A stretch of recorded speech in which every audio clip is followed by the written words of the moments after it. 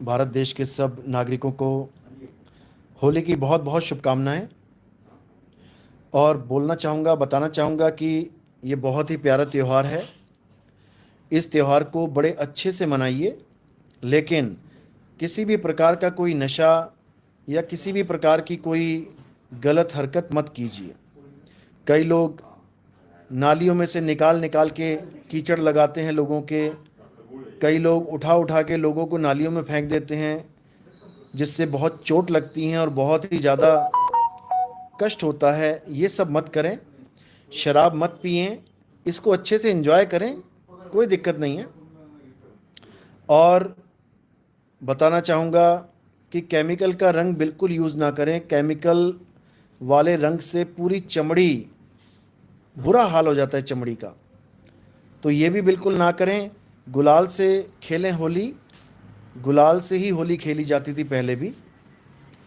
Chemicals को बिल्कुल use ना करें। और बताना चाहूँगा कि असल में होली का अर्थ क्या है। अहंकार रूपी होलिका का दहन करना है। काम वासना रूपी होलिका का दहन करना है, जो कि आपको पता है रात में ही इसको जलाया जाता है, यानी रात यानी कि अज्ञानता। इसी अज्ञानता रूपी होलिका का दहन करना है और अगले दिन अपने आत्मा के रंग में रंग जाना है।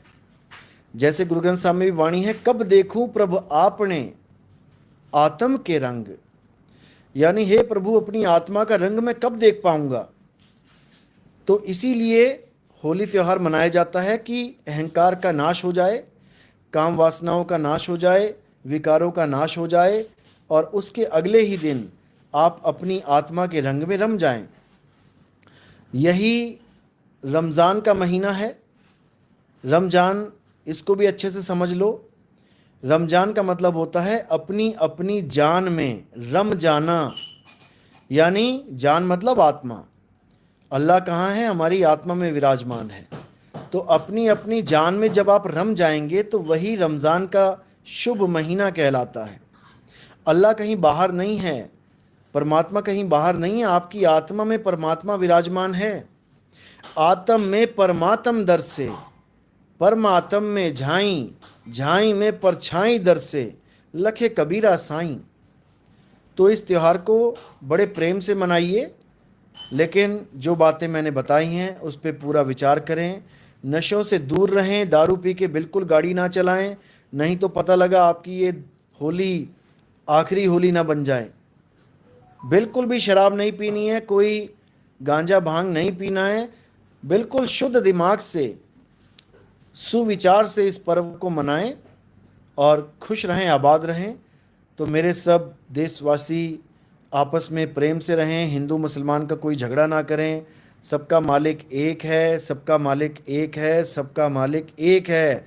इसी नारे को लेकर चलें और सब एक हो जाएं, तभी हमारा देश विश्व गुरु कहलाएगा। नहीं तो घर में ही लड़ाई होती रहेगी तो क्या करेंगे हम। समझ लो, रमज़ान का महीना 9वां महीना है। आप मुसलमानी यानी अरबिक कैलेंडर को देखेंगे तो 9वां महीना रमज़ान का शुभ महीना बताया गया। यानी जब बच्चा 9 महीने पूरे करके इस दुनिया में आता है, यानी इंसान जन्म में आता है, तो वो बहुत मुबारक है। वही यानी कि 9वें महीने के बाद इंसान चोला धारण करके आता है। अब वो अल्लाह को प्राप्त कर सकता है। कहाँ ढूंढ के? अपनी जान में रमे हुए अल्लाह को अपनी ही जान में ढूंढ के। समझ लो इसको। इसका इशारा क्या है? पूरा दिन भोजन और पानी और थूक तक नहीं निगला जाता। ये इशारा क्या है कि आत्मा भोजन नहीं करती, आत्मा पानी नहीं पीती, यहाँ तक कि आत्मा को थूक निगलने की भी ज़रूरत नहीं है। वो अजर अमर अविनाशी है। इसको समझ लो। दिन में रोज़ा यानी आत्मज्ञान की बात हुई है, और रात में भोजन यानी अज्ञानता रूपी रात में सब भोजन कर रहे हैं। सब अपने आप को सोच रहे हैं कि भोजन करूंगा तो जीवित रहूंगा, भोजन नहीं करूंगा तो मर जाऊंगा। ये अज्ञानता है। भोजन करना और ना करना ये शरीरों का काम है। भोजन करना और विष्टा करना ये शरीरों का काम है। आत्मा का इससे कोई मतलब नहीं है। तो अच्छी तरह समझ जाओ, ये रमज़ान के महीने में होली को, इन दोनों को समझ जाओ। ये दोनों अज्ञानता से ज्ञान की तरफ जाने का इशारा करते हैं।